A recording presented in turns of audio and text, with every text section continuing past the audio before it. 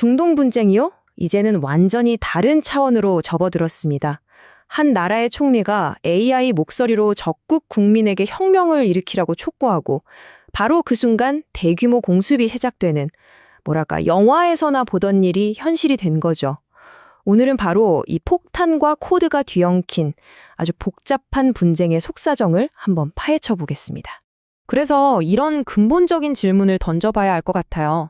과연 인공지능이 만든 영상 메시지 하나가 정말로 한 나라의 운명을 바꾸고 실제 전쟁의 흐름까지 뒤집을 수 있을까요? 오늘 우리가 함께 그 답을 찾아가 봐야겠습니다. 모든 건 바로 이 한 문장에서 시작됐습니다. 이스라엘 총리가 그것도 페르시아어로 AI의 힘을 빌려서 이란 국민에게 직접 정권을 뒤엎으라고 호소한 겁니다. 정말이지 역사상 이런 일이 있었나 싶을 정도로 전례 없는 사건이죠. 자, 그럼 이 전례 없는 메시지부터 한번 자세히 뜯어보죠. 도대체 어떻게 인공지능이라는 기술이 단순한 도구를 넘어서 외교와 전쟁의 무기가 될 수 있었던 걸까요? 이 메시지가 퍼져나간 과정을 보면요. 정말 치밀합니다. 일단 AI 기술로 총리가 유창하게 페르시아어로 연설하는 영상을 만들어서 이란 국민들이 직접 알아들을 수 있게 했고요.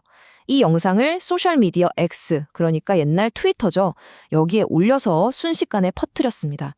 근데 핵심은 그냥 메시지를 던진 게 아니라 수백만 명이 거리로 나와서 정권을 무너뜨려라, 이렇게 구체적인 행동을 촉구했다는 점입니다. 그러니까 이스라엘이 내세운 명분은 한마디로 해방이었던 겁니다. 우리가 밖에서 군사적으로 압박해서 판을 깔아줄 테니 이란 국민 여러분이 직접 나서서 그 폭정의 사슬을 끊어내라, 이런 약속을 한 거죠. 그런데요, 여기서 정말 중요한 게 있습니다. 이 AI 메시지가 그냥 허공에 던져진 게 아니라는 거예요. 사실 이 메시지는 이미 시작된 아주 거대한 군사작전과 정확히 시간을 맞춰서 나온 일종의 심리전이었던 셈이죠. 그 작전명이 바로 사자의 포효입니다. 이스라엘군의 발표를 보면 이 작전의 목표는 명확했어요. 이란의 심장부, 그러니까 수도 테헤란의 한복판에 있는 정권 핵심 시설들을 직접 타격하는 대규모 공습이었습니다. 이스라엘 국방부 장관의 이 말을 들어보면 상황이 얼마나 심각한지 바로 알 수 있습니다. 지속적인 항공작전, 이 말은 이번 공격이 한 번으로 끝나는 게 아니라 앞으로 계속될 거라는 거의 선전포고나 다름없는 발언이었죠. 아니, 그러면 상황이 도대체 어떻게 이렇게까지 치달은 걸까요? 시간을 조금만 앞으로 돌려서 사건의 흐름을 따라가 보면 누가 어떻게 얽혀 있는지 그 그림이 보이기 시작합니다. 이 전개 속도를 한번 보세요. 정말 숨가쁘게 돌아갑니다. 2월 28일에 미국과 이스라엘이 이란을 합동 공격하면서 분쟁이 시작됐고요. 이란이 곧바로 보복에 나섰죠. 그러다 이스라엘이 사상 처음으로 테헤란 중심부를 타격했는데 바로 그 다음 날 네타냐후의 AI 메시지가 공개된 겁니다. 모든 게 속전속결로 착착 계획된 것처럼 진행됐죠. 자, 구도를 보면 딱 나오죠. 미국과 이스라엘이 한편이 되어서 이란을 공격하고 이란은 이스라엘 본토는 물론이고 카타르, UAE, 바레인에 있는 미군 기지까지 보복 공격에 나섰습니다. 이 구도를 보면 이미 이 분쟁은 이란과 이스라엘만의 문제가 아니라 중동 전체로 번졌다는 걸 알 수 있습니다. 하지만 이 모든 전략과 공격 그리고 지정학적인 계산 뒤에는 언제나 그렇듯 엄청난 인명피해가 따르고 있습니다. 이제 이 폭격이 남긴 참혹한 결과에 한번 집중해 보겠습니다. 이번 공격의 파급력은 희생자들의 신분에서 아주 극명하게 드러납니다.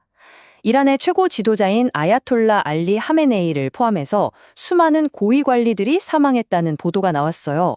이건 그냥 폭격이 아니라 아예 이란 지도부를 마비시키려는 정밀 타격이었다는 뜻이죠. 이란 적시럴사의 공식 발표는 정말 참혹합니다.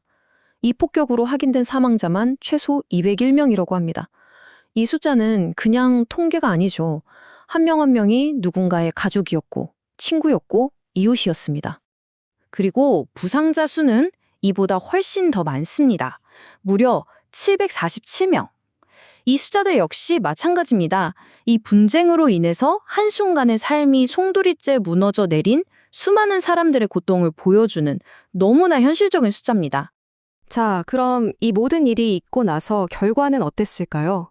특히 이스라엘이 야심차게 띄운 그 AI 메시지, 과연 의도했던 대로 이란 국민들의 마음을 움직여서 혁명을 일으키게 했을까요?